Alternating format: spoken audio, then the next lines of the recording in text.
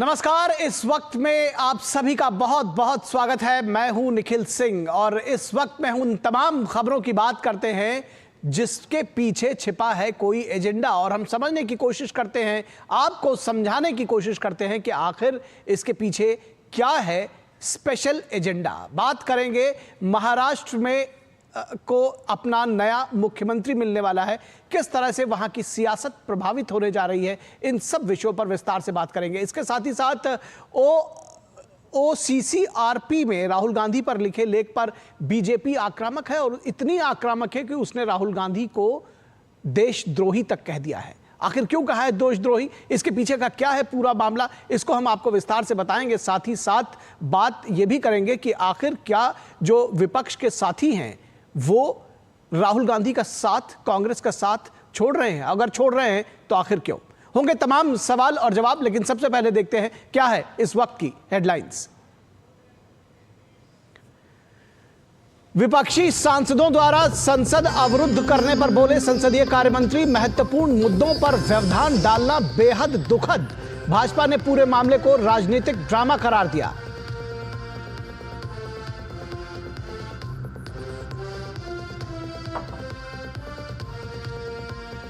OCCRP में राहुल गांधी पर लिखे लेख पर बीजेपी आक्रामक, नेता प्रतिपक्ष पर लगाया देश के खिलाफ मिली भगत का आरोप।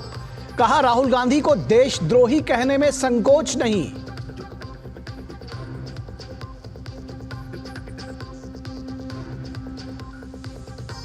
और महाराष्ट्र को आज मिलेगा नया मुख्यमंत्री। प्रधानमंत्री नरेंद्र मोदी की मौजूदगी में देवेंद्र फडणवीस सीएम के रूप में लेंगे पद और गोपनीयता की शपथ।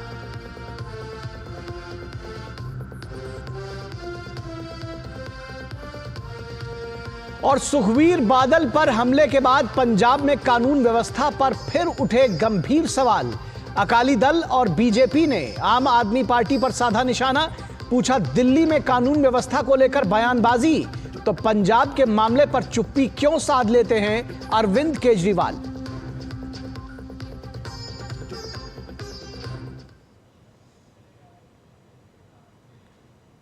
तो सबसे पहले खबर महाराष्ट्र से। देवा भाऊ का शपथ ग्रहण समारोह होने जा रहा है। देवा भाऊ यानी कि महाराष्ट्र के नए सीएम देवेंद्र फडणवीस होने जा रहे हैं। और मुंबई के आजाद मैदान में देवेंद्र फडणवीस तीसरी बार महाराष्ट्र के मुख्यमंत्री पद की शपथ लेंगे। मीडिया की खबरों की मानो तो उनके साथ अजित पवार और एकनाथ शिंदे उप मुख्यमंत्री पद की शपथ लेंगे। प्रचंड जीत के भव्य समारोह में प्रधानमंत्री नरेंद्र मोदी और गृह मंत्री अमित शाह के साथ कई मंत्रियों और मुख्यमंत्रियों के आजाद मैदान में हो रहे इस शपथ ग्रहण समारोह में शामिल होने की खबर है। शिवसेना नेता उदय सामंत ने स्पष्ट किया है कि एकनाथ शिंदे ही उप मुख्यमंत्री पद की शपथ लेंगे। अगर वो शपथ नहीं लेंगे तो शिवसेना का कोई भी विधायक शपथ नहीं लेगा, यह कहना है उदय सामंत का। देवेंद्र फडणवीस ने खुद फोन करके शरद पवार सहित कई गणमान्य लोगों को आमंत्रित किया है।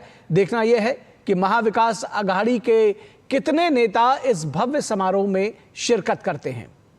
कल विधायक दल का नेता चुने जाने के बाद देवेंद्र फडणवीस ने कहा था कि यह प्रचंड जीत बड़ी जिम्मेदारी का एहसास दिलाने वाला जनादेश है। हमने जो वादे किए हैं उस पर खरा उतरना है। देवेंद्र फडणवीस तीसरी बार महाराष्ट्र के मुख्यमंत्री बनने जा रहे हैं। 6 बार के विधायक फडणवीस महाराष्ट्र की सियासत में अनुभवी नेता माने जाते हैं। महाराष्ट्र में क्षेत्रीय क्षत्रपों के बीच देवेंद्र फडणवीस ने अपनी अलग पहचान बनाई है। राज्य के हर इलाके में बीजेपी के संगठन को मजबूत करने में उनकी अहम भूमिका रही है।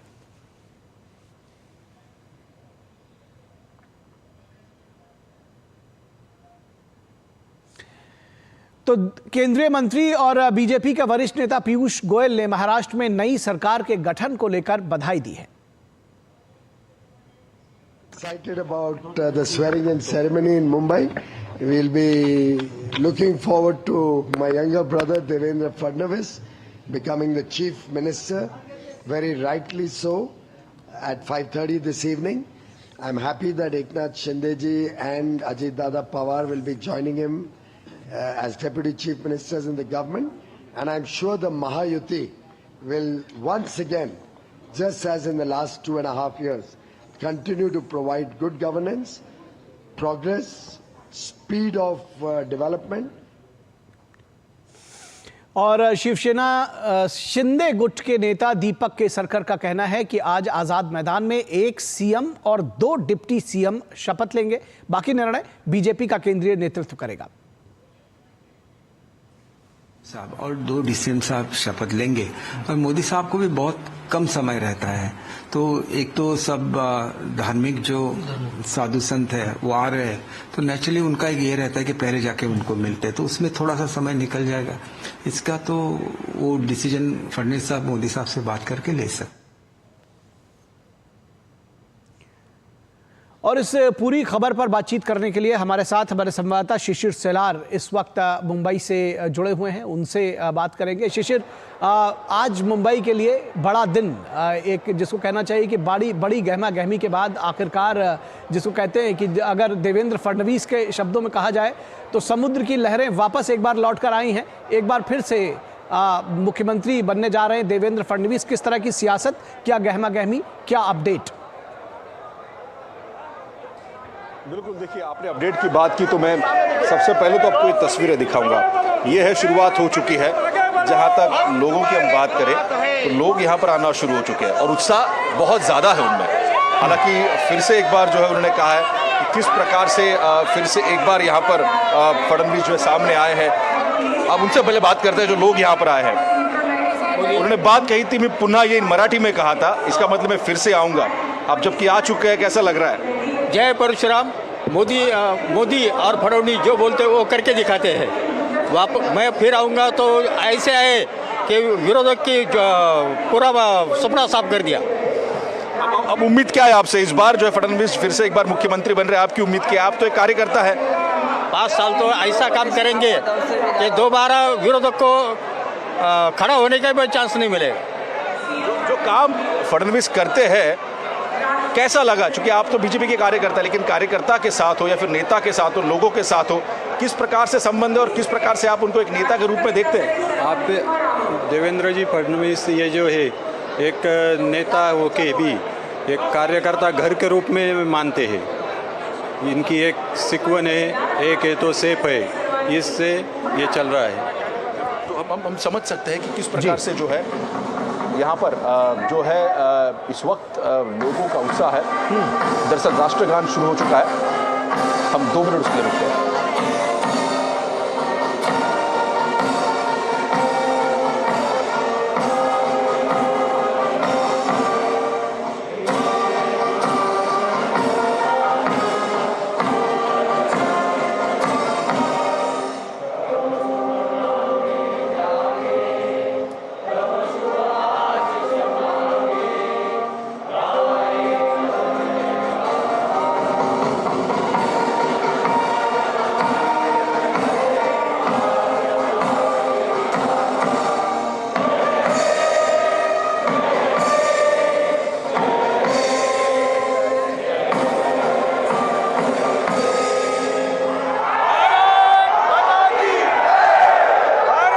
है जो इस वक्त मैं आजाद मैदान में हूँ और ये वो जीवन तस्वीर आप देख पा रहे हैं। हजारों कार्यकर्ता, लोगों की भीड़ यहाँ पर उमड़ चुकी है और अब जो है बस इंतजार है कि किस प्रकार से शपथ ग्रहण, महाशपथ ग्रहण समारोह होगा। अब यहाँ पर इस शपथ ग्रहण समारोह में कौन कौन होगा, सबसे पहले उस बारे में बात करते हैं। क्योंकि साधु संत है, महंत है, नेता है, अभिनेता भी है। एनडीए शासित राज्यों के अगर मुख्यमंत्री की बात करें तो वो यहाँ पर बड़ी तादाद में रहेंगे। बीजेपी के जो बड़े केंद्रीय नेतृत्व है वो यहाँ पर होगा। साथ ही साथ चूंकि मुंबई में है तो ऐसे में मुंबई में जो है बॉलीवुड का गढ़ है, तो ऐसे में जो सितारे हैं, बॉलीवुड सितारे, वो भी यहाँ पर दिखाई देंगे। उद्योग जगत के बड़े नाम जो है, मोतीलाल ओसवाल है, आनंद पीरामल है, मुकेश अंबानी है, जैसे बड़े नाम, अनिल अंबानी है, ये भी यहाँ पर जो है शामिल होने की संभावना यहाँ पर जताई जा रही है। तो ऐसे में इस महाराष्ट्र का महाशपथ ग्रहण समारोह हालांकि 5:30 बजे ठीक शुरू होगा। अब सवाल ये उठता है कि आखिर कौन शपथ लेंगे। देखिए, अब तक जो खबर है इस अनुसार जो है मुख्यमंत्री के तौर पर तो देवेंद्र फडणवीस की ताजपोशी हो चुकी है, लेकिन एक मुख्यमंत्री और 2 उप मुख्यमंत्री का ये फॉर्मूला होगा।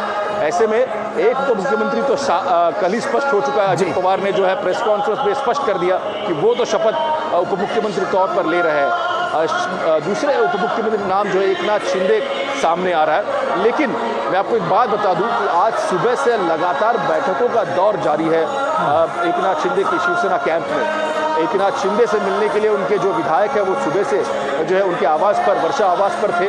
उसके बाद जो बैठक खत्म हुई, अब ये जो विधायक है ये सागर बंगला मतलब एकनाथ फडणवीस जो है उनसे मिलने गए हैं। लेकिन जो खबर इस वक्त मिल रही है, जैसे मैंने कहा कि एक मुख्यमंत्री और दो उप मुख्यमंत्री का कॉम्बिनेशन इस बार फिर से एक बार महाराष्ट्र की कैबिनेट में दिखाई देगा। ये भी खबर चाहिए कि इस वक्त अगर देखा जाए तो बाकी कौन से कैबिनेट मंत्री जो है शपथ लेंगे, इस बारे में कोई स्पष्टता नहीं है। कहा यह जा रहा है कि इस बार जो है एक मुख्यमंत्री और दो उप मुख्यमंत्री शपथ लेंगे और उसके बाद जो है कैबिनेट एक्सपेंशन का फैसला लिया जाएगा। जी निखिल। जी, निश्चित तौर पर कैबिनेट एक्सपेंशन का फैसला लिया जाएगा। बहुत सारे सवालों के जवाब आपने दिए हैं और सबसे खास बात कि आपने ये उत्साह दिखाया है जो इस वक्त आपके आसपास दिखाई दे रहा है, आपने लोगों से बात कराई, इसके लिए भी धन्यवाद। अब आगे ये समझना चाहेंगे आपसे कि जो चैलेंजेस और प्राथमिकताएं ये साफ तौर पर अगर देखा जाए तो इसको लेकर के सवाल बार बार पूछे भी जा रहे हैं और फडणवीस ने खुद भी कहा है कि इतना बड़ा जनादेश है तो उतनी ही बड़ी जिम्मेदारी है। बिल्कुल, देखिए सबसे महत्वपूर्ण बात अगर महाराष्ट्र की करें तो महाराष्ट्र में कई सारे मुद्दे इस वक्त हैं। आरक्षण का मुद्दा अगर लिखा जाए, सामाजिक स्थितियों का, तो ऐसे में कई सारे जो जाति है, प्रवर्ग है, उनको साधने का प्रयास जो है करना पड़ेगा इस सरकार को। जिस प्रकार से मराठा आंदोलन की हम बात करें, जिस प्रकार से ओबीसी आरक्षण आंदोलन की हम बात करें, तो ऐसे में इन सभी वर्गों को एक साथ एकजुट करने का प्रयास जो है सरकार का होगा, इस नई सरकार का होगा। और किस प्रकार से आरक्षण के मुद्दे को जो है ठीक तरीके से जो है टैकल किया जाए, इस पर भी इस सरकार का ध्यान होगा। दूसरा महत्वपूर्ण विषय ये जो है कि जिस प्रकार से कल्याणकारी योजनाएं लागू की है, हालांकि हमको विपक्ष की अगर बात करें तो विपक्ष जो है ये हमेशा जो है टिका करता है कि जिस प्रकार से योजनाओं के बारे में जो है सरकार ने घोषणा तो की, लेकिन क्या ये योजना धरातल पर पहुंचेगी। मसलन अगर हम बात करें लाड़की बहन योजना की, तो विरोधक जो विपक्ष है महाराष्ट्र में वो कह रहा है कि ये सिर्फ चुनाव के लिए था और चुनाव के बाद शायद सरकार जो है इस योजना को कुछ अलग तरीके से जो है उसका क्रियान्वयन करेगी। हालांकि सरकार ने, मतलब तत्कालीन सरकार ने ये स्पष्ट किया था कि ये जो योजना है ये जारी रहेगी और बल्कि इसमें और जो है राशि की बढ़ोतरी की जाएगी। तो ऐसे में इस प्रकार की जो कल्याणकारी योजना है उनका क्रियान्वयन जो है वो सबसे महत्वपूर्ण चीज होगी इस सरकार के लिए। तीसरी महत्वपूर्ण बात, सरकार का फोकस रहा है किसानों के ऊपर। इस बार हमने देखा जो पिछला जो तत्कालीन सरकार थी, उन्होंने जो बजट महाराष्ट्र में पेश किया गया था, उन्होंने कहा था कि उसमें जो किसानों के लिए मुफ्त बिजली का वायदा उन्होंने किया था और यही वायदा हमने देखा कि उनके जो घोषणा पत्र में है महायुति के, वो भी दिखाई दिया। तो इस प्रकार से ये जो योजना है उनको किस प्रकार से लागू किया जाए ये प्राथमिकता होगी। तो ऐसे में इन सभी बिंदुओं पर जो है सरकार ने इससे पहले काम किया है, उनको पूर्णत्व पे लेके जाने का काम जो है इस बार महायुति सरकार को करना होगा। चलते चलते एक चीज चाहूंगा संक्षेप में आपसे जानना। अभी आपने गेस्ट लिस्ट बताई, नेता से लेकर अभिनेता तक और उद्योगपतियों तक के बारे में आपने बताया जो होंगे। देवेंद्र फडणवीस ने खुद शरद पवार को भी फोन किया था, उनको भी आमंत्रित किया था। क्या जो महाविकास आघाड़ी है उनके कुछ नेता दिखाई दे सकते हैं? देखिए, जो हमने बात की महाविकास आघाड़ी के नेताओं से, तो उन्होंने स्पष्ट कहा कि यह सरकार द्वारा आयोजित कार्यक्रम है, इसलिए जितने भी विधायक है, जितने भी सांसद है सभी पार्टियों के, उन सबको न्योता दिया गया। जो प्रमुख नेता है महाराष्ट्र के, देवेंद्र फडणवीस ने कहा, जिस प्रकार से एकनाथ शिंदे ने कहा है, अजित पवार ने भी कहा है कि जो प्रमुख नेता है महाराष्ट्र के, फिर चाहे वो अजित पवार, हम बात करें शरद पवार की, उद्धव ठाकरे की, या फिर कांग्रेस के नेता की बात करें नाना पटोले समेत, उन सभी को जो है चूंकि सरकारी कार्यक्रम है इसमें न्योता दिया गया है। और साथ ही साथ ये बात जो है आज सुबह संजय राउत ने भी स्पष्ट की। देखिए, ये सरकारी कार्यक्रम होने के नाते जो है एक प्रोटोकॉल फॉलो होता है, उस प्रोटोकॉल के तहत जो है ये सभी निमंत्रण जो है इन सभी गणमान्य व्यक्तियों को जाते हैं। तो ऐसे में देखना ये होगा कि विपक्ष इसके ऊपर क्या जो है रुख अपनाता है। क्या विपक्षी नेता यहाँ पे दिखाई देंगे? क्योंकि जिस प्रकार से पिछली बार भी अगर देखा जाए तो जब 2019 में सरकार स्थापन की थी, हम बात करें तो एक उद्धव ठाकरे ने, तो उस वक्त हमने देखा कि जो है विपक्ष को न्योता जो है कुछ नेताओं को दिया गया था। इस बार हम देख पा रहे हैं कि महायुति की सरकार है और बड़े पैमाने पर यह शपथ विधि होने वाला है। तो ऐसे में कौन से विपक्षी नेता यहाँ पे दिखाई देंगे, ये भी देखना काफी प्रमुख बात होगी यहाँ पे। जी, निश्चित तौर पर देखना दिलचस्प होगा। और ये जो शपथ ग्रहण समारोह है, दरअसल इसको महाशपथ ग्रहण समारोह कहा जा रहा है, महासमारोह है। निश्चित तौर पर यह देखना दिलचस्प होगा। बहुत शुक्रिया इस तमाम बातचीत और जानकारी के लिए शिशिर सलाह। और उसके बाद बात करेंगे कि राहुल गांधी की सियासत और विपक्ष, बहुत सारे सवाल राहुल गांधी पर उठाए हैं विपक्ष ने, और बीजेपी ने तो उनको कहा है कि उनको देशद्रोही कहने में भी संकोच नहीं करेंगे। तो आज इतनी बड़ी बात कही गई है, इस सारे विषय पर बातचीत करेंगे, लेकिन रुकेंगे एक छोटे से ब्रेक के लिए। आप कहीं मत जाइएगा दर्शकों, हम जल्द हाजिर होंगे। आपके घर के खाने में रेस्टोरेंट जैसा स्वाद ले आए MDH का शाही पनीर मसाला। पनीर को क्या मस्त बना डाला। जब धरती चीर कर निकलता है लोहे का पत्थर और मिलता है मोंगिया के जोश से, फिर तपता है, पिघलता है और बनता है फौलाद। अब होता है सरिया सारी खूबियों के साथ। मोंगिया स्टील, मजबूत देश का मजबूत सरिया। ब्रेक के बाद एक बार फिर आप सभी का स्वागत है। और राहुल गांधी और सियासत जो चल रही है पूरी संसद की, और विपक्ष का जो एजेंडा है, आखिर क्या उसमें कोई मतभेद है, इस विषय पर भी बात करेंगे। अपने एक सूत्रीय एजेंडे पर कायम राहुल गांधी संसद के शीतकालीन सत्र में अडानी मुद्दे पर जोरदार प्रदर्शन करने की कोशिश कर रहे हैं। लेकिन 8वें दिन आते आते, यानी संसद का ये जो शीतकालीन सत्र चल रहा है, इसके 8वें दिन आते आते कई मंत्रियों का साथ भी और कई साथियों का साथ जो है उनका छूटता हुआ नजर आया। अडानी मामले को लेकर राहुल गांधी के संसद भवन परिक्रमा में समाजवादी पार्टी और TMC सहित कई अन्य दल गैर हाजिर रहे। यह प्रदर्शन इंडी गठबंधन के बजाय कांग्रेस का प्रदर्शन बनकर रह गया। बीजेपी सांसद जगदंबिका पाल ने कहा है कि जनता अब राहुल गांधी को जताकर पछता रही होगी। संसद की कार्यवाही छोड़कर सड़क पर हंगामा करते हैं, संसदीय परंपरा की कोई परवाह नहीं करते हैं। सत्र के हर दिन संसद भवन के बाहर और अंदर राहुल गांधी अडानी मामले को लेकर प्रदर्शन करके सरकार पर सवाल खड़ा करने की कोशिश करते हैं। लेकिन आज बीजेपी ने उन पर कड़ा हमला बोला है। बीजेपी ने आरोप लगाया है कि राहुल गांधी एजेंडे के तहत भारत की अर्थव्यवस्था को खराब करने की कोशिश कर रहे हैं, शेयर मार्केट को टारगेट कर रहे हैं। बीजेपी ने आरोप लगाया है कि राहुल गांधी जॉर्ज सोरेस से मिले हुए हैं। जॉर्ज सोरेस के ओपन सोसाइटी के फंडिंग से देश के खिलाफ प्रोपेगेंडा चलाया जा रहा है। यह गंभीर मुद्दा है, देश की एकता और संप्रभुता पर खतरा बढ़ाने की कोशिश है।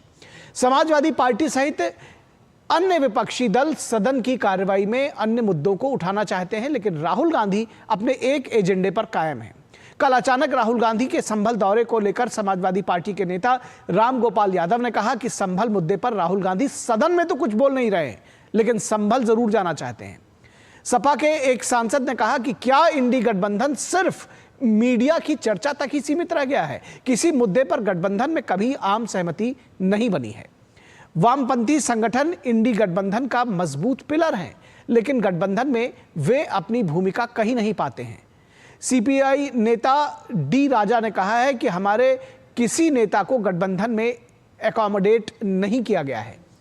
तो TMC नेतृत्व पर सवाल उठा रही है, कह रही है कि नेता बदला जाना चाहिए इंडी गठबंधन का। TMC अपनी नेता ममता बनर्जी को नेतृत्व के लिए बेस्ट चॉइस मानती है, जिससे सत्ता पक्ष का मुकाबला किया जा सके। जाहिर है राहुल गांधी के विपक्षी एकता का नैरेटिव 4 महीने के अंदर बिखरता जा रहा है।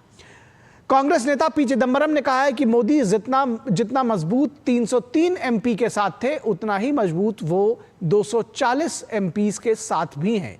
PM की स्टाइल और फंक्शनिंग प्रभावित नहीं हुई है।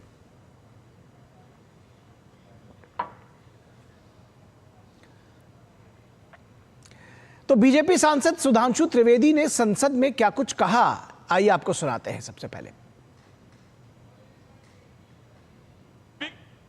भारत के राजनीतिक इतिहास के एकमात्र चुनाव थे जब विदेश में कोई रिपोर्ट नहीं, मैं विपक्ष के सदस्यों से कहना चाहता हूं, रिपोर्ट नहीं, भारत के इतिहास का एकमात्र चुनाव था जब विदेश की एक गवर्नमेंट ने, रशियन गवर्नमेंट ने ऑफिशियल स्टेटमेंट दिया कि भारत के चुनावों में विदेशी हस्तक्षेप हो रहा है।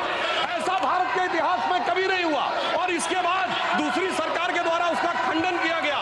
महोदय, मैं अपने विपक्ष के साथियों से पूछना चाहता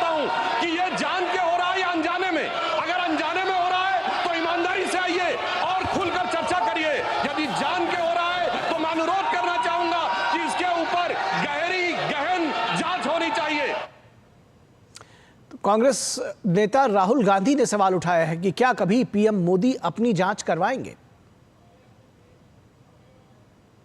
आप करा सकते हो अपना इन्वेस्टिगेशन? इसलिए नहीं होगा। मोदी जी अडानी जी का इन्वेस्टिगेशन नहीं करा सकते, क्योंकि अगर वो कराएंगे तो वो अपना ही इन्वेस्टिगेशन कराएंगे। तो अडानी के मुद्दे पर अड़े हुए हैं राहुल गांधी, और हालांकि जैसा कि शुरुआत में कहा कि पिछले 8 दिनों में उनके कई जो साथी हैं वो साथ छोड़ रहे हैं। केंद्रीय संसदीय कार्य मंत्री किरेन रिजिजू का कहना है कि राहुल गांधी संसद के अंदर न बोलकर बाहर बोल रहे हैं, ये नाटक नहीं चलेगा। नीले रंग बिरंगे कपड़े पहन करके नाटक करना, ये संसदीय परंपरा और संसद के गरिमा के इसका अनुरूप नहीं है। ये आप समझिए कि कांग्रेस पार्टी और विपक्षियों ने जो आज बाहर जो तस्वीरें जो हमने देखा है, जो कपड़े पहन करके पार्लियामेंट के इर्द गिर्द जो नाटक कर रहे हैं, ये क्या जरूरत है बताइए? पार्लियामेंट का अंदर में बोलने के लिए पार्लियामेंट चल रहा है और पार्लियामेंट का अंदर में नहीं बोल करके हंगामा करके बाहर हल्ला कर रहे हैं, ये कोई तरीका होता है? और बीजेपी नेता गिरिराज सिंह का कहना है कि संसद के बजाय गंगा यमुना की परिक्रमा करते तो शायद कुछ हासिल होता। संसद की परिक्रमा करने से ये पॉलिटिकल ड्रामा के सिवा और कुछ नहीं होगा। इससे बढ़िया आध्यात्मिक पंचकोशी अयोध्या का कर लेते तो पूरे खानदान तर जाते। तो इनके पंचेज हैं और इसको बड़ा ध्यान रखिएगा। फिलहाल इस पूरे मुद्दे पर बातचीत करने के लिए हमारे साथ 3 खास मेहमान जुड़े हुए हैं, उनसे आपका परिचय करा दें। हमारे साथ अवधेश कुमार जो कि वरिष्ठ पत्रकार हैं, वो हमारे साथ जुड़े हुए हैं। साथ ही साथ दुष्यंत नागर जो कि पॉलिटिकल एनालिस्ट हैं, राजनीतिक विश्लेषक हैं, वो हमारे साथ जुड़े हुए हैं। कांग्रेस के समर्थक माने जाते हैं, तो मैं मानता हूं कि कांग्रेस का पक्ष रखेंगे। दुष्यंत नागर जी, बहुत स्वागत है आपका। और उसके साथ ही साथ विनोद मिश्रा, हमारे कंसल्टिंग एडिटर जुड़े हुए हैं। विनोद मिश्रा जी, बहुत स्वागत है आपका। और थोड़ी देर में हमारे संवाददाता शैलेंद्र मिश्र भी इस पूरे मुद्दे पर बातचीत करने के लिए जुड़ेंगे, उनसे अपडेट्स भी लेंगे संसद की कार्रवाई से लेकर के जो राजनीतिक घटनाक्रम है उस पर। फिलहाल विनोद जी के साथ शुरुआत करते हैं। विनोद जी, ये सबसे पहले तो अभी आपने देखा कि जिस तरह के बयान अभी OCCRP में राहुल गांधी पे जो लेख लिखा गया है, उसके बाद जो सामने आया है, ये बेहद गंभीर है। और इस तरह के मुद्दे की जब हम बात करें, अगर हम मुद्दों की बात करें, तो अडानी के मुद्दे को लेकर के स्टिक है जिस तरह से राहुल गांधी, उस पर उनका साथ उनके ही विपक्ष, उनके जो साथी हैं विपक्ष में, वो छोड़ रहे हैं। किस तरह से देखते हैं इस पूरे मुद्दे को, इस पूरे सिनारियो को? देखिए, आपकी रिपोर्ट के आने के साथ में कम से कम एक चीज हम लोगों को समझना ये जरूरी है, खासकर के दर्शकों के लिए भी, कि ये संयोग है या प्रयोग कि संसद की शुरुआत होते ही किसी भी सत्र को आप लीजिए, पिछले सालों से आप देख लीजिए, तो हर बार एक न एक कोई एजेंडा कोई इस तरह से आता है और पूरे संसद की जो कार्रवाई है उसको बाधित करने की पूरी कोशिश होती है। कभी पेगासस के मामले में, कभी आप हिंडनबर्ग की रिपोर्ट के मामले में, कभी आप देख लीजिए अभी अडानी के मामले में कि वहाँ के कोर्ट की जो एक कोई कथित एक केस की इन्वेस्टिगेशन का जो मामला था। तो अब सवाल ये है कि आप विदेशी कोई इंटरनेशनल किसी अखबार के हवाले से, किसी इंटरनेशनल एजेंसी के हवाले से, किसी इंटरनेशनल कोर्ट में किसी देशों में हुए कुछ आरोप और प्रत्यारोप की खबर को लेके अगर आप पार्लियामेंट के सदन की इस कार्रवाई को बाधित करते हैं, तो ये आरोप पे आप तो बनता है कि आप उस टूलकिट का हिस्सा है। ये आरोप तो आज बनता है सुधांशु त्रिवेदी का और संबित पात्रा का कि वो सीधे सीधे इसको एक राष्ट्रद्रोह और देशद्रोह की बात कहते हैं कि ये कौन सी ये साजिश हो रही है कि देश की अर्थव्यवस्था पे आप हमला कर रहे हैं, देश के जो शेयर मार्केट हैं उस मार्केट पे आप सीधा टारगेट कर रहे हैं। एक दिन के आपने शेयर मार्केट का देखा, राहुल गांधी के ये जो अभी कर रहे थे प्रेस कॉन्फ्रेंस, आपने उस दिन देखा जैसे ही अमेरिका की रिपोर्ट आई, भारत के शेयर बाजार का 3 लाख करोड़ डूब गया था। किसका पैसा था? अगर अडानी के कंपनी पे लोगों का भरोसा नहीं होता तो अगले ही दिन देखिए वो शेयर मार्केट कैसे बाउंस बैक किया और सीधा उस दिन के बाद अडानी का शेयर फिर से मार्केट में जंप हुआ। तो आप अगर ये टूलकिट में विदेशी एजेंसियों की जो भी साजिश रही हो, लेकिन अगर उस साजिश में अगर राहुल गांधी का ये बार बार का प्रोटेस्ट और बार बार का इस तरह का आरोप ये साबित करता है कि आप कहीं ना कहीं उसके हिस्सा बन रहे हैं। इंपॉर्टेंट इस चीज का है कि संसद चर्चा के लिए है, देश की सबसे बड़ी पंचायत है, वहां आप चर्चा कर नहीं रहे हैं, वहां आप किसी बात में वहां पे किसी भी मोशन में आप शामिल होते नहीं हैं। अब संसद की परिक्रमा करके एक मीडिया फोटो ऑफ कर दिखा रहे हैं। तो सवाल तो ये पूछा जाएगा, गिरिराज सिंह तो आपको सही पूछा कि कभी आपने राम मंदिर का परिक्रमा किया है? कभी आप काशी विश्वनाथ के मंदिर का परिक्रमा किया है? कभी आप मथुरा और वृंदावन के ब्रजकोष का परिक्रमा किया है? तो ये परिक्रमा अगर आपने कभी नहीं किया है तो संसद भवन के इस परिक्रमा करके आप क्या मैसेज देना चाहते हैं? ये बड़ा सवाल तो आज राहुल गांधी पे जरूर बनता है। ठीक है, दुष्यंत नागर से पूछा जाएगा इस विषय में। दुष्यंत नागर, क्या मैसेज राहुल गांधी देना चाहते हैं, ये भी आपसे समझना चाहेंगे। और जिस तरह से उनके ऊपर आरोप लगाए गए कि ये एक कोई ना कोई एजेंडा लेकर के आते हैं, और अब बीजेपी कह रहे हैं कि वो तो जॉर्ज सोरेस के साथ मिले हुए हैं, जिस तरह से शेयर मार्केट को टारगेट कर रहे हैं, जिस तरह से मिल करके ये सारी चीजें सामने आ रही हैं, वो तो कह रहे हैं कि देशद्रोही तक कह दिया बीजेपी ने। देखिए, पहले मैं परिक्रमा से शुरू करता हूं। आदरणीय श्री राहुल गांधी जी ने भारतवर्ष की परिक्रमा की है, पूरब से पश्चिम और उत्तर से दक्षिण से उत्तर की ओर। मुझे नहीं लगता भारतीय जनता पार्टी के 1980 से आज तक जब से पार्टी का गठन हुआ है, कोई नेता इतनी हिम्मत नहीं कर पाया कि राहुल गांधी की तरह भारत की परिक्रमा कर सके। दूसरी बात मैं ये कहना चाहता हूं गिरिराज सिंह जी के लिए कि राहुल गांधी जी ने पैदल मानसरोवर की यात्रा की, हिमालय की श्रृंखलाओं के बीच में और बहुत ही सर्दी के विषम मौसम के बीच में। क्या गिरिराज सिंह जी ने की? तो ये घमंड भाजपा के लोग अपने आप में ना पाले कि वो ही अकेले हिंदू हैं, धर्म के ठेकेदार हैं। दूसरी बात, मैं जॉर्ज सोरेस को लेके पूरा दस्तावेज लेके आया हूं जी। आज तो भाजपा के लोगों ने सिर्फ जॉर्ज सोरेस का ही नाम लिया है। कुछ लोग तो कहते हैं कि अमेरिका साजिश कर रहा है।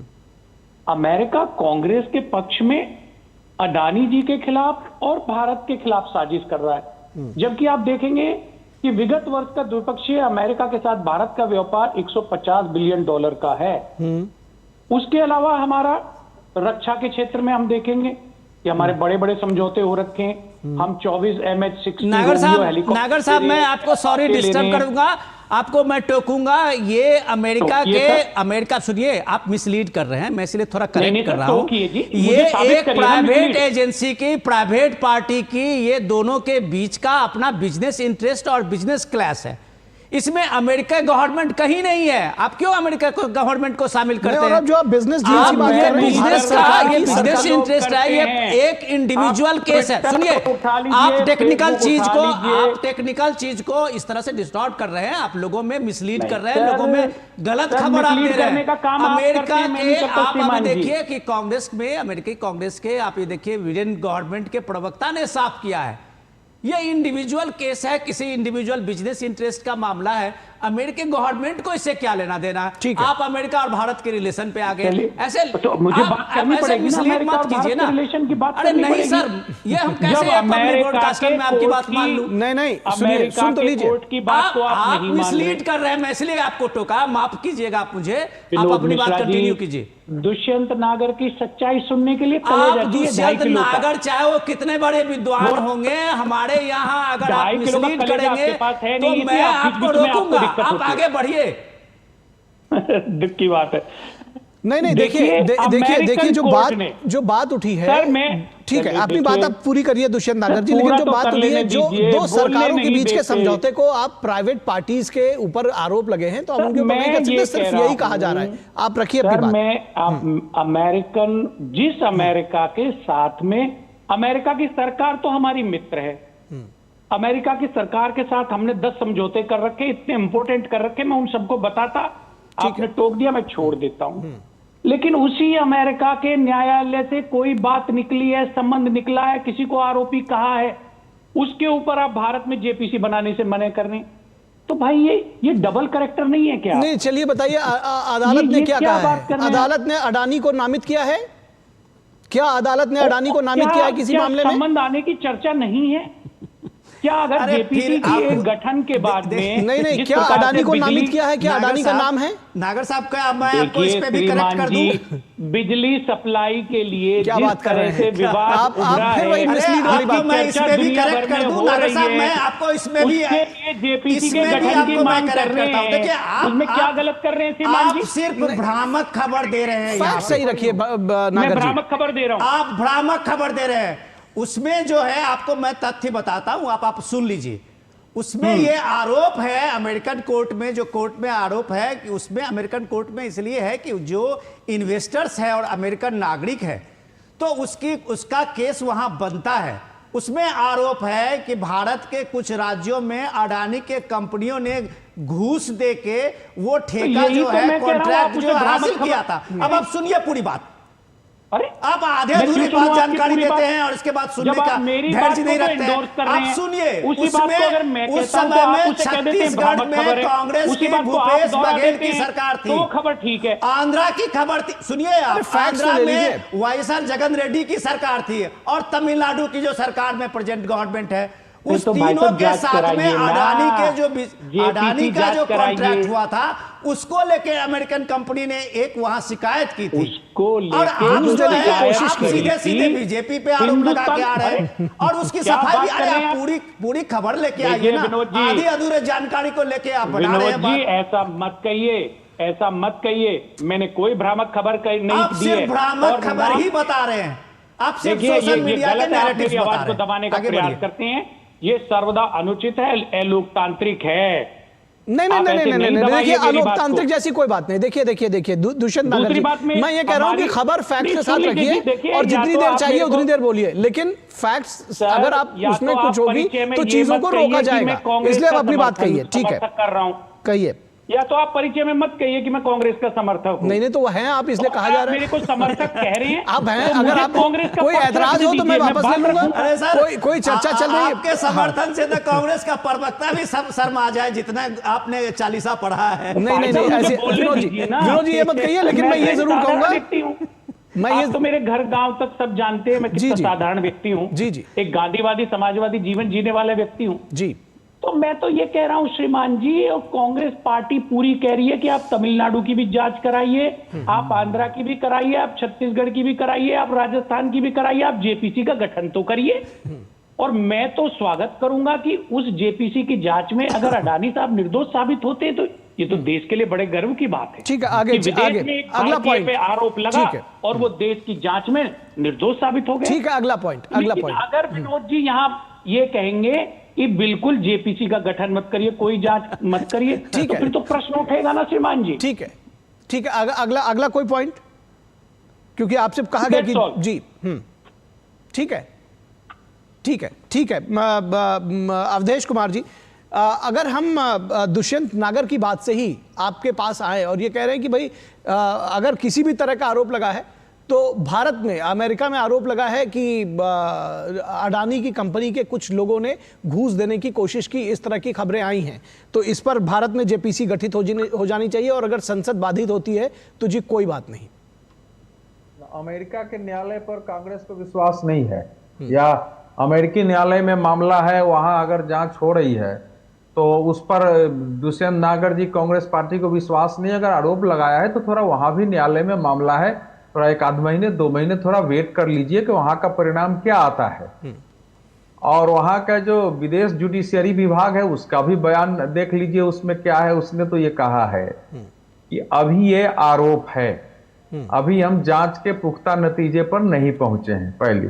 दूसरी तीसरी बात यह है कि अमेरिका जैसा देश जहां की सांसद तक लॉबी करते हैं देशों से पैसा लेकर, कोई चीन की लॉबिंग कर रहा है, कोई किसी कंपनी की लॉबी कर रहा है, हालांकि वहां भ्रष्टाचार को लेके अगर कोई पकड़ में आता है तो उसको सजा मिलती है। भारत के लोग भी आप जानते हैं वहां शेयर मार्केट से लेकर के और कई लोगों को वहां सजा भी मिली है। ये भी नहीं है कि अमेरिका जो है इस मामले में कोई रियायत बरतता है।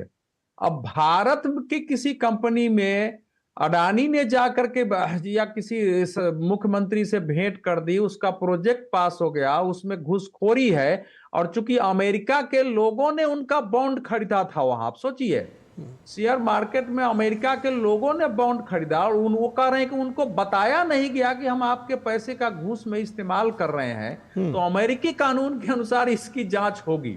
अब वहां से वो दूरबीन लगाए हुए थे, क्या तेलंगाना के मुख्यमंत्री ने कह दिया कि हमको घूस दे के हमसे काम कराया है? क्या ब्यूरोक्रेट्स ने कह दिया है कि हमसे घूस दे के काम कराया है, नहीं तो इसका सोलर एनर्जी का प्रोजेक्ट पारित नहीं होता? अमेरिका में कोई इसका अमेरिका को केवल इतना ही है जो केस है, उसमें इतना ही है कि चूंकि अमेरिकन लोगों ने, चूंकि उनकी कंपनी अमेरिकी शेयर मार्केट में भी लिस्टेड है और उसमें अमेरिकी लोगों ने पैसा लगाया है और उसमें से घूस का पैसा इतना 100 करोड़ गया है, तो इसलिए अमेरिका में इस पर मुकदमा चलाया जा सकता है और एक बना के मुकदमा चलाया जा रहा है। कल तो कोई कुछ भी कहीं बोल देगा और भारत में राहुल गांधी बड़े नेता है, इसमें विपक्ष के नेता है, कांग्रेस पार्टी के इतने बड़े नेता है, उनको पता होना चाहिए। और दुष्यंत जी को पे पता है इस समय भारत की अर्थव्यवस्था को हिलाने के लिए और भारत विश्व में एक प्रभावी तरीके से आर्थिक महाशक्ति बनने की ओर अग्रसर है, साथ ही साथ जो विश्व की राजनीति है उसमें प्रभावी भूमिका है। कुछ मामलों में भारत लीड ले रहा है। जो सारी समस्या पैदा हो रही है वो सौर ऊर्जा को लेके हो रही है, क्योंकि भारत ने अमेरिका का तो उस समय साथ नहीं मिला था 2015 में। भारत ने फ्रांस के राष्ट्रपति के साथ मिलकर के पेरिस में जब पृथ्वी सम्मेलन हो रहा था, नरेंद्र मोदी ने अपने नेतृत्व में इंटरनेशनल सोलर अलायंस की स्थापना की, जिसका केंद्र यहाँ गुरुग्राम में है। 102 देश उसके सदस्य बन चुके हैं। भारत इसमें लीड ले रहा है। अडानी की कंपनी दुनिया में सोलर एनर्जी को लेकर आगे बढ़ रही है, दूसरी कंपनियां। तो ये बातें सबको समझने की है कि अगर आरोप लगा है, मैं तो ये नहीं कह सकता हूं कि अडानी जी ने किसी को घूस दिया होगा, नहीं दिया होगा। हमारे यहाँ व्यापार में और प्रोजेक्ट में घूस दिए जाते हैं, नहीं दिए जाते, हमारा तो कोई व्यापार है नहीं, दिए भी गए होंगे। लेकिन अमेरिका ने जो लगाया है कि उनके यहां तो जाके किसी को घूस दिया नहीं है, उनके किसी कंपनी को घूस मिला नहीं है, उनके किसी नेता को मिला नहीं है, भारत में मिला है। और सबसे खास बात है कि जिन सरकारों को घूस दिए जाने की बात कही जा रही है कि जिन सरकारी कर्मचारियों को दरअसल वहां पर सब कांग्रेस की सरकारें हैं। उसमें भी नहीं है, उसमें लिखा हुआ है जी कि इन्होंने कूट नाम का उपयोग करके और बार बार उस ऑनलाइन मीटिंग में बैठते थे कि हम किसको कैसे घूस दें। अगर वो प्रमाण है तो अमेरिका में पेश करे, ठीक है। इस ढंग से लेकिन इस बार सुनिए, इसका प्रभाव ये हुआ है कि भारत ने पिछली बार हिंडनबर्ग के रिपोर्ट के बाद जो अपने कदम उठाए थे, इसलिए शेयर मार्केट में एक दिन समस्या आई है उनका, और शेयर मार्केट हमारा संभल गया है दूसरे दिन से जी। अडानी की कंपनी ने इतना ही किया, अडानी एनर्जी ने, कि वहां जो बॉन्ड इशू करने वाले थे वो उन्होंने अमेरिका में रोक दिया। इतनी क्षति उन्होंने पहुंचा दी है। हम सब लोगों को अडानी से कोई मतलब नहीं है कि उन्होंने दिया नहीं दिया, लेकिन बाहर जो है अडानी नहीं होता है, बाहर भारत का नाम होता है। जी जी बिल्कुल, ये बात समझने की जरूरत है। भारत होता है, भारत का उद्योगपति होता है, भारत की छवि होती है, भारत की छवि साथ साथ चलती है जी। हम यहाँ चीन के किस उद्योगपति के जानते हैं चीनी कंपनी है, ठीक है। इसी प्रकार से भारत की कंपनी अगर घूसखोरी होती तो भारत की साख गिरती है, भारत में इन्वेस्टमेंट घटता है, भारत की समस्या पैदा होती है। ठीक है अवधेश जी, कुछ अपडेट्स के साथ हमारे साथ शैलेंद्र मिश्रा खड़े हुए हैं, जुड़े हुए हैं हमारे साथ। शैलेंद्र, संसद के अपडेट्स तो आप हमको देंगे ही, इसके साथ ही साथ ये जो मामला अभी ताजा OCCRP में जो लेख लिखा गया है उसको लेकर के, और जिस तरह से बीजेपी हमलावर हुई है और राहुल गांधी को जॉर्ज सोरेस के साथ में कहा सीधा संबंध है, देशद्रोही कहने से भी नहीं चूकेंगे, इस पर रिएक्शन जो है दुष्यंत नागर जी नहीं दे रहे हैं, लेकिन ये मैं जानना चाहूंगा आपसे जो पॉलिटिकल सर्कल्स हैं उनमें क्या रिएक्शन है इसको लेकर। नहीं, मैं दूंगा जी। आपने दरअसल आपकी जब बारी थी तो आप वहां तक पहुंचे ही नहीं। में जब निशिकांत बोलने ही नहीं देते, चलिए कोई नहीं, उनको बोलने दिए, फिर आएंगे आपको उठाया और निशिकांत दुबे ने कुछ सनसनीखेज बातें कही, तब हमने देखा कि कांग्रेस के सदस्य हंगामा करने लगे और उसके बाद लगातार 2 बार लोकसभा की कार्रवाई स्थगित हुई और अब कल तक के लिए स्थगित हो गई है। राज्यसभा में सुधांशु त्रिवेदी ने इसको सिलसिलेवार तरीके से बताया कि कैसे हर सत्र से पहले एक ग्लोबल रिपोर्ट आती थी जो भारत की छवि को खराब करने की कोशिश करती हुई प्रतीत होती थी, और अब ये खुलासा हुआ है कि उस जो वो मीडिया, ग्लोबल मीडिया है, उसमें एक कंपनी की हिस्सेदारी और उस कंपनी को जिस फाउंडेशन से मदद मिलती थी उसमें 70% से ज़्यादा हिस्सेदारी जॉर्ज सोरोस की है। तो यानी जो भारत विरोधी एजेंडा फैलाने के लिए जाने जाते हैं, जॉर्ज सोरोस, वो एक कंपनी को फंड करते हैं जो ग्लोबल स्तर पर रिपोर्ट छापती है, जिसमें जांच सोरोस की एक दबाव होता है, उनकी छाप होती है, जो भारत विरोधी एजेंडा चलाती है। और ठीक संसद के सत्र के पहले इस तरह की रिपोर्ट आती है, पेगासस वाला मुद्दा हो या फिर भारत की किसी कंपनी के खिलाफ कोई बात हो, और उस मुद्दे पर राहुल गांधी प्रेस कॉन्फ्रेंस करते हैं भारत में तुरंत प्रतिक्रिया देते हुए। तो ये त्रिकोण बनाया गया है, ऐसा बीजेपी ने आज, बीजेपी प्रवक्ता और सांसद संबित पात्रा ने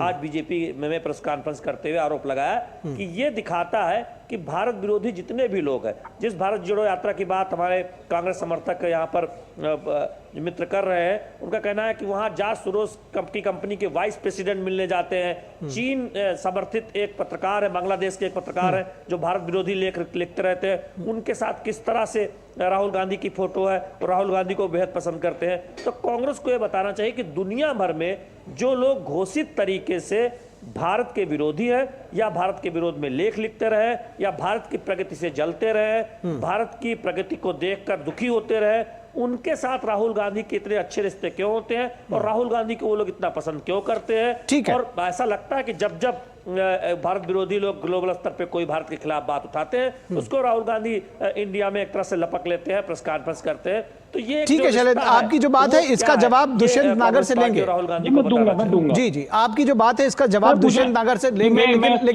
लेकिन दुष्यंत जी कुछ सवाल दरअसल विनोद मिश्रा जी भी जोड़ना चाह रहे हैं, और शायद वो जिस तरह से इंडी गठबंधन में जो फूट नजर आ रही है, चाहे वो समाजवादी पार्टी अडानी के मुद्दे पर अलग रुख अपनाने की बात कर रही है, चाहे वो टीएमसी अलग नेतृत्व की बात कर रही है, इस पर भी विनोद जी कुछ कहना चाह रहे हैं।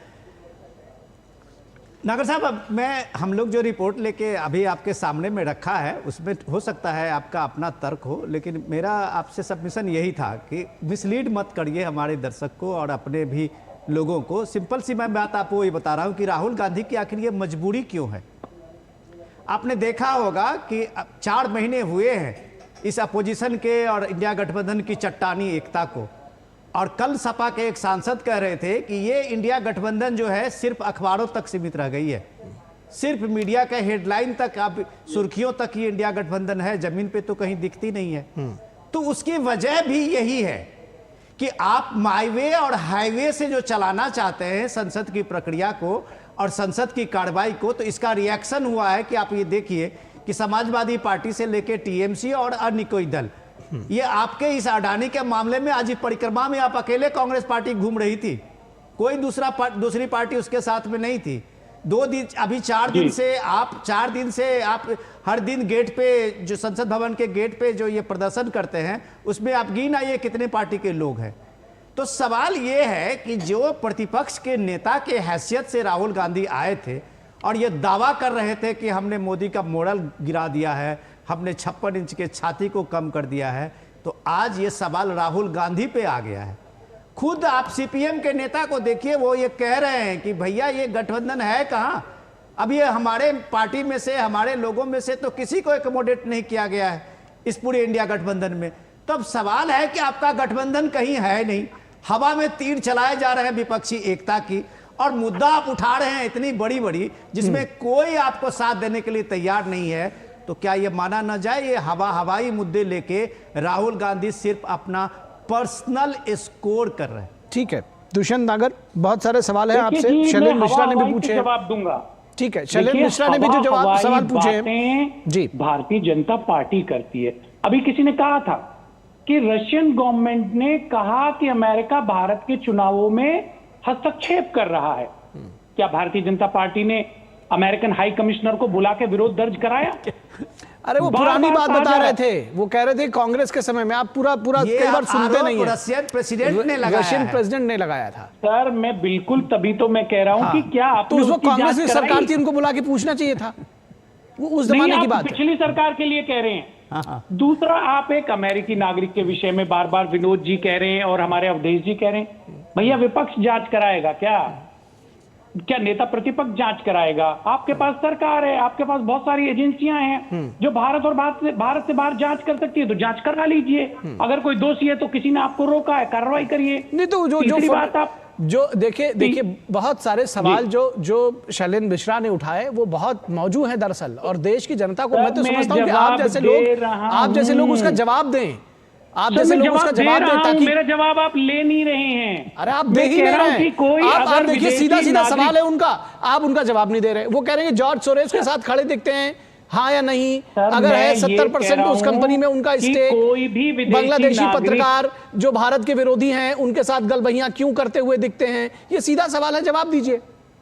सर मैं सीधा जवाब दे रहा हूं कि कांग्रेस की सरकार के खिलाफ भी फोर्ड फाउंडेशन की तरफ से बहुत सारी चर्चा चली, पैसा देने की बात आई कि यूपीए सरकार को कमजोर करने के लिए, गिराने के लिए प्रयास किया। आज फिर आप कह रहे हैं कि कोई विदेशी नागरिक है वो भारत की सरकार को कमजोर करना चाहता है, तो जांच कौन कराएगा? भाजपा कराएगी या कांग्रेस कराएगी? आपकी भूमिका पर सवाल है, वो आप जवाब दीजिए। जांच तो होगी ना। रही बात दूसरी, मैं कहना चाहता हूं, आप विपक्षी गठबंधन की बात कर रहे हैं, तो हमें गर्व है कांग्रेस पार्टी आज भ्रष्टाचार के खिलाफ अकेली लड़ रही है, इसीलिए हम लोग समर्थन करते हैं।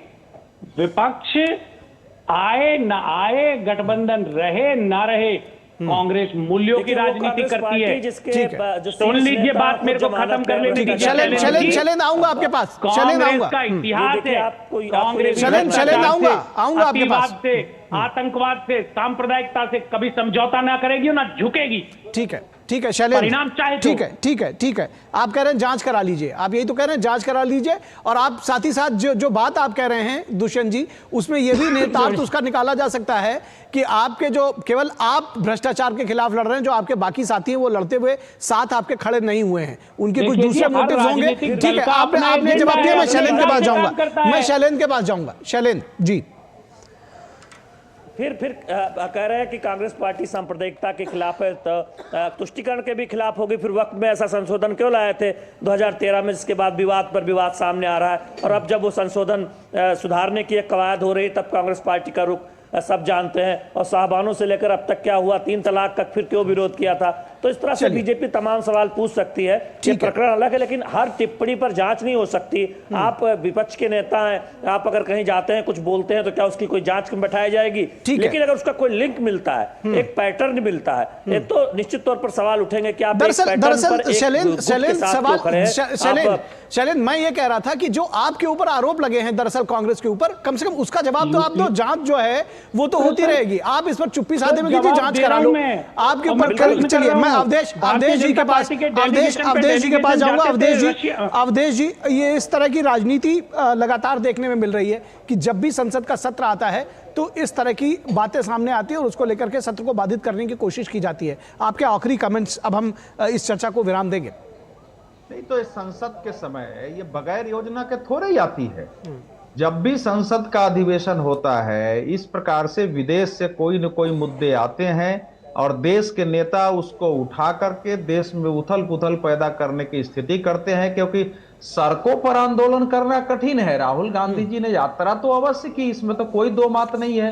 एक व्यवस्थित यात्रा उन्होंने की और बड़ी यात्रा थी, लेकिन राहुल गांधी जी को या कांग्रेस को हमने कोई बड़ा आंदोलन करते, धरना प्रदर्शन करते, जनता के बीच जाकर के उस ढंग से तो देखा नहीं, कर भी नहीं सकते हैं। संसद में तो परिक्रमा करना, संसद को घेरना, विजय चौक पर घूम जाना, ये सबसे आसान होता है। ठीक है, आपकी बात से आपको धन्यवाद देंगे। समय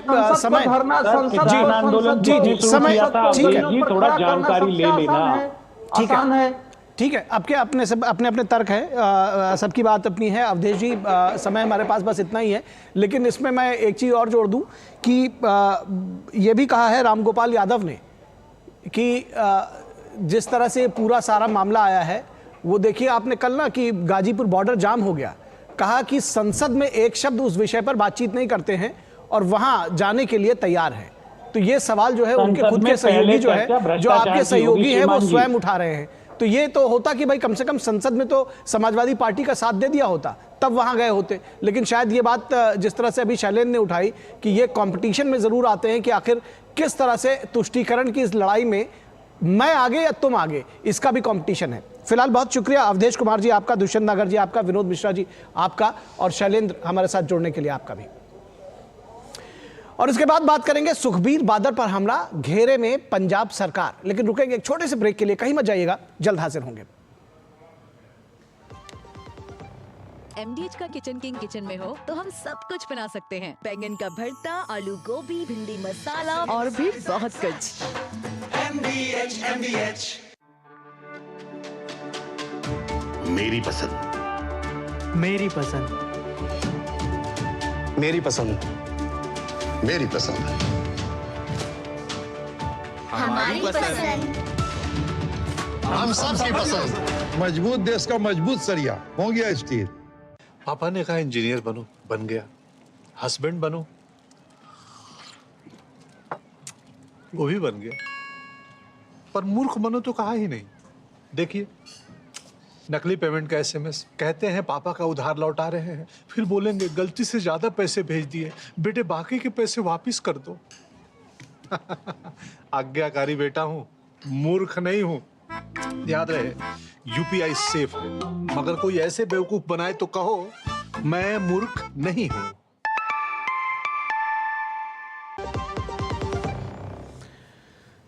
स्वागत है आपका ब्रेक के बाद, और अब बात करेंगे पंजाब की कानून व्यवस्था पर सुखबीर बादल पर हमला और सवालों के घेरे में पंजाब सरकार। दरअसल शिरोमणि अकाली दल के अध्यक्ष और पंजाब के पूर्व डिप्टी सीएम सुखबीर बादल पर अमृतसर के गोल्डन टेम्पल में हुए जानलेवा हमले के बाद पंजाब की आम आदमी पार्टी सरकार है वो सवालों के घेरे में है। सुखबीर सिंह बादल पर हुआ हमला पंजाब में नेताओं पर पहले हुए हमलों की याद दिलाता है। पंजाब में टारगेट किलिंग की घटनाओं में तेजी से इजाफा हुआ है। अगर कुछ बड़ी घटनाओं की बात करें तो नवंबर 2022 में अमृतसर में शिवसेना नेता सुधीर सूरी की गोली मारकर हत्या कर दी गई। जून 2023 में जालंधर में कैबिनेट मंत्री बलकार सिंह पर कुछ युवकों ने हमला कर दिया था। नशे में धुत थे वो युवक। जुलाई 2024 में लुधियाना में शिवसेना पंजाब के नेता संदीप थापर पर हमला किया गया। अप्रैल 2024 में विश्व हिंदू परिषद के नेता विकास प्रभाकर की गोली मारकर हत्या कर दी गई। हमला किया गया उनके ऊपर गोली चलाई गई, बाद में उनकी मृत्यु हो गई। जाहिर है पंजाब में टारगेट किलिंग में कई हिंदू नेताओं को जान से हाथ धोना पड़ा है, लेकिन भगवंत मान की सरकार लाचार साबित हुई है। इस बॉर्डर स्टेट में लचर कानून व्यवस्था का आलम यह रहा है कि यहां कई अंतर्राष्ट्रीय गैंग सक्रिय हैं। कहा जा रहा है कि सीमा पार से भी साजिशें रची जाती हैं। सुखबीर सिंह बादल पर हमले के बाद भी मान सरकार सुरक्षा व्यवस्था के बचाव में बयानबाजी कर रही है। खास बात है कि दिल्ली की कानून व्यवस्था को लेकर केंद्र सरकार पर बयानबाजी करने वाली आम आदमी पार्टी और उनके मुखिया अरविंद केजरीवाल पंजाब के मामले पर चुप्पी साध लेते हैं। शिरोमणि अकाली दल और बीजेपी ने पंजाब में कानून व्यवस्था को ध्वस्त बताया है। बीजेपी की ओर से कहा गया है कि सुखबीर सिंह बादल पर हमला लोगों की आस्था पर हमला है। बीजेपी ने कहा है कि अगर पंजाब में एक पूर्व उप मुख्यमंत्री सुरक्षित नहीं है तो आम आदमी की सुरक्षा कैसे होगी।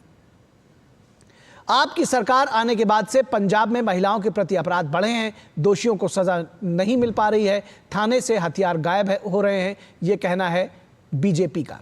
वहीं शिरोमणि अकाली दल की ओर से कहा गया है कि शातिर अपराधी स्वर्ण मंदिर में खुले आम घूमकर रेकी करते हैं और जेलों से अपराधी इंटरव्यू देकर लोगों को मारने की धमकियां देते हैं, तो कानून व्यवस्था की स्थिति अपने आप समझी जा सकती है।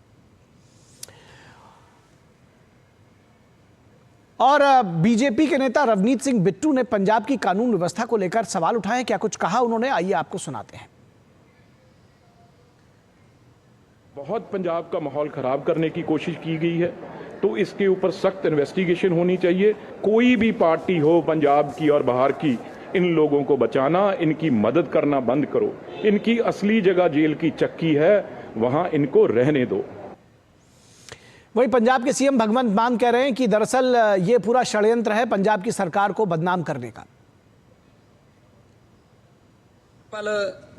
ਜਿਹੜਾ ਡੀਜੀਪੀ ਨਾਲ ਔਰ ਪੰਜਾਬ ਪੁਲਿਸ ਦੇ ਜਿਹੜੇ ਸੀਨੀਅਰ ਅਧਿਕਾਰੀ ਨੇ ਅੰਮ੍ਰਿਤਸਰ ਦੇ ਵਿੱਚ, ਮੈਂ ਉਹਨਾਂ ਨਾਲ ਇਨ ਟੱਚ ਆ ਤੇ ਮੈਂ ਉਹਨਾਂ ਨੂੰ ਸਖਤ ਨਿਰਦੇਸ਼ ਵੀ ਦਿੱਤੇ ਨੇ ਕਿ ਇਹਦੀ ਗਹਿਰਾਈ ਨਾਲ ਜਾਂਚ ਕੀਤੀ ਜਾਵੇ ਤੇ ਬਹੁਤ ਜਲਦੀ ਕਿ ਉਹਦੇ ਪਿੱਛੇ ਕੀ ਕਾਰਨ ਸੀ, ਕੌਣ ਉਹਦੇ ਪਿੱਛੇ ਹੱਥ ਕਿਹਦਾ ਤੇ ਪੰਜਾਬ ਨੂੰ ਜਾਂ ਪੰਜਾਬ ਨੂੰ ਬਦਨਾਮ ਕਰਨ ਲਈ ਇਹ ਜਿਹੀਆਂ ਸਾਜ਼ਿਸ਼ਾਂ ਜਿਹੜੀਆਂ ਨੇ ਉਹ ਅਸੀਂ ਕਾਮਯਾਬ ਨਹੀਂ ਹੋਣ ਦੇਵਾਂਗੇ। और इस पूरी खबर पर बातचीत करने के लिए हमारे साथ हमारी संवाददाता आकांक्षा सक्सेना चंडीगढ़ से जुड़ी हुई हैं। आकांक्षा, सबसे बड़ा सवाल यह है कि जिस तरह से ये नेताओं पर हमला हुआ, अभी एक लिस्ट सी हमने बताई कि किस तरह से पिछले दिनों में लगातार टारगेट किलिंग हुई है, और उसके बाद सुखबीर सिंह बादल पर यह हमला सनसनीखेज है। लोगों को चिंता होती है कि इस तरह के पंजाब जो बॉर्डर स्टेट है वहाँ पर हमला हो रहा है। लेकिन जब हम रवैया देखते हैं, और भगवंत मान की बाइट भी अभी हमने अपने दर्शकों को सुनाई कि वो कहते हैं कि जी ये तो हमें बदनाम करने की कोशिश की जा रही है। किस तरह से कानून व्यवस्था ध्वस्त है, कैसे बताएंगी, क्या क्या क्या सियासत इसके पीछे आप देखती हैं? और आपको नहीं लगता है कि कम से कम किसी चीज को सुधारने के लिए सबसे पहले उसको स्वीकार करने की जरूरत है? जी निखिल, बहुत आश्चर्यजनक बात तो ये थी कि इतना बड़ा सिक्योरिटी लैप्स हुआ, वहां हुआ जहां पर कोई भी इस तरीके की घटना होनी नहीं चाहिए। गुरु घर में गोल्डन टेम्पल जो है सिखों का सबसे बड़ा मंदिर है, उस जगह पर इस तरीके की अगर घटना होती है तो वो बहुत ही निंदनीय है। उसके अलावा अगर हर पंजाब पुलिस जो है उसके लिए पंजाब पुलिस की पीठ थपथपाई जा रही है, 175 और दर्जन भर जो है आला अधिकारी लगाए गए थे, उसके बावजूद भी इस तरीके की अगर घटना हो जाती है तो वो बहुत ही बड़ा शर्मनाक बात है। और उसके बावजूद भी जो है जो आला अधिकारी हैं और जो मुख्यमंत्री हैं भगवंत मान, वो ये कह रहे हैं कि हमारी पुलिस ने बहुत अच्छे से काम करा। सबसे बड़ी बात यह है कि एक जेड सिक्योरिटी जो है, जेड सिक्योरिटी मिलती है सुखबीर सिंह बादल को, जेड सिक्योरिटी की बावजूद भी अगर इतना बड़ा सिक्योरिटी लैप्स हो सकता है, पॉइंट ब्लैंक उनके ऊपर गोली चल सकती है, तो हम क्या सोच सकते हैं कि एक आम आदमी की सिक्योरिटी किस तरीके की है पंजाब के अंदर। निखिल जी जी जी, निश्चित तौर पर ये सवाल है। इसके पीछे मैं चाहूंगा कि बहुत जल्दी से इसके पीछे की जो सियासत, जिस तरह से दिल्ली में आम आदमी पार्टी और अरविंद केजरीवाल दूसरों के ऊपर आरोप लगाओ, दीगरे नसीहत खुद फजीहत, ये एक बार हम देख रहे हैं कि यही रवैया भगवंत मान भी उठा रहे हैं।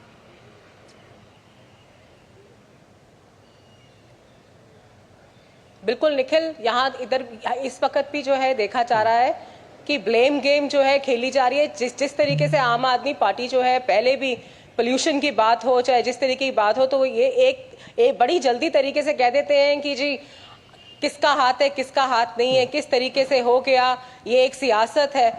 But I think probably it is a matter of investigation और एक बहुत बड़ा सिक्योरिटी लैप्स है। अगर आप बॉर्डर से कुछ 50 किलोमीटर दूर ही जहां पे आप पाकिस्तान के बॉर्डर, और कैसे निखिल एक हिस्ट्री शीटर जिसका नाम, जो कि बहुत बारी एक हिस्ट्री शीटर जो है वो 2 दिन तक गोल्डन टेम्पल में घूमता रहा, और कहा जा रहा है कुछ एक शिरोमणि अकाली दल के लीडर्स भी बता रहे हैं कि वो किसी पंजाब पुलिस के आला अधिकारी के साथ हाथ मिलाते हुए भी दिखे हैं सीसीटीवी फुटेज में, जिसको उन्होंने कहा है कि इन्वेस्टिगेट करना बहुत जरूरी है। अगर एक क्रिमिनल बैकग्राउंड का आदमी इस तरीके से आराम से घूम सकता है अगर अपना गोल्डन टेम्पल के अंदर और इस तरीके से अटैक को कैरी ऑन कर सकता है, तो वो बहुत बड़ा सिक्योरिटी लैप्स है। जी जी, निश्चित तौर पर इसकी ब्लेम गेम ना खेलने के बजाय इसकी जांच की जानी चाहिए। बहुत शुक्रिया इस तमाम बातचीत और जानकारी के लिए। हमारे पास समय आज के लिए बस इतना ही है, इस वक्त में बस इतना ही। इजाजत दीजिए, नमस्कार।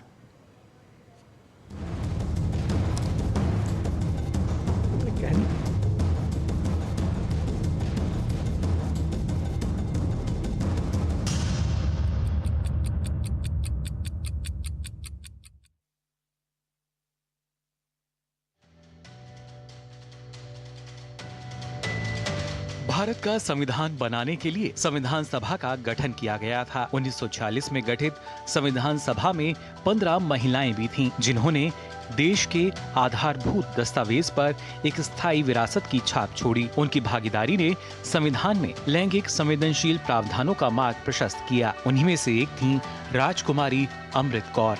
राजकुमारी अमृत कौर मध्य प्रांत और बराड़ से संविधान सभा के लिए चुनी गई थीं। संविधान सभा के कई विशेष समितियों के सदस्य रहते हुए उन्होंने अनेक संवैधानिक प्रावधानों को आकार देने में महत्वपूर्ण भूमिका निभाई। अमृत कौर संविधान सभा की सलाहकार समिति, मौलिक अधिकार की उप समिति, अल्पसंख्यक उप समिति और प्रांतीय संविधान समिति की सदस्य थीं। अमृत कौर ने संविधान अनुच्छेद 14, 15 और 16 के तहत लैंगिक समानता स्थापित करने में महत्वपूर्ण भूमिका निभाई। उन्होंने राज्य के नीति निर्देशक सिद्धांतों के हिस्से के रूप में समान नागरिक संहिता को संविधान में शामिल करने में भी अपना योगदान दिया। राजकुमारी अमृत कौर स्वतंत्र भारत की पहली स्वास्थ्य मंत्री बनी। वो आजाद भारत में केंद्रीय मंत्री बनने वाली पहली महिला थीं। इसके साथ ही वो विश्व स्वास्थ्य सभा की पहली महिला एशियाई अध्यक्ष भी थीं। देश की पहली स्वास्थ्य मंत्री के रूप में उन्होंने दिल्ली में एम्स की स्थापना की। वो दिल्ली की लेडी इरविन कॉलेज की संस्थापकों में से एक थीं। राजकुमारी अमृत कौर ने देश में निरक्षरता को कम करने और बाल विवाह को खत्म करने के लिए सक्रिय रूप से काम किया। उन्होंने महिलाओं की शिक्षा, स्वास्थ्य सेवा और खेल में भागीदारी के अधिकार का भी पुरजोर समर्थन किया। समाज और संविधान के निर्माण में उनके अमूल्य योगदान को कभी भुलाया नहीं जा सकता है।